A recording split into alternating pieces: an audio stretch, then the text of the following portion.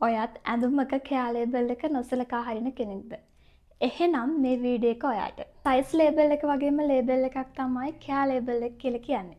Care label එකේ තියෙනවා care instructions. ඒ කියන්නේ ඇඳුම වැඩි කාලයක් භාවිතා කරන්න පුළුවන් විදිහට අපි ඇඳුම බලාගන්නේ කොහොමද කියලා. සමහර ඇඳුම් තියෙනවා අපිට කෙලින්ම වොෂින් මැෂින් එකට දාලා වොෂ් කරගන්න පුළුවන්.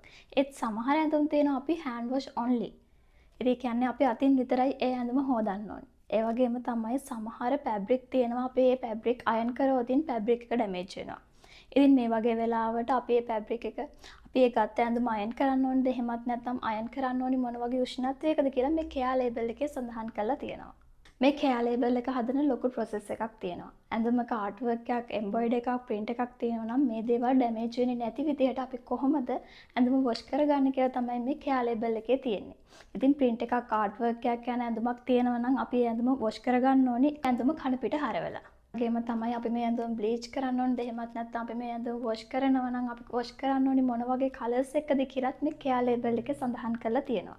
ඉතින් ඔයත් කෙයා ලේබල් එක නොසලකා හැරපු කෙනෙක් නම් පුරුදු වෙන්න මේ කෙයා ඉන්ස්ට්‍රක්ෂන්ස් අනුගමනය කරන්න. ඔයා කෙයා ඉන්ස්ට්‍රක්ෂන්ස් අනුගමනය කරනවා නම් ඔයාට පුළුවන් ඔයා මිලදී ගත්ත ක්වොලිටි එකෙන්ම ඔයාගේ ඇඳුම වැඩි කාලයක් භාවිතා කරන්න.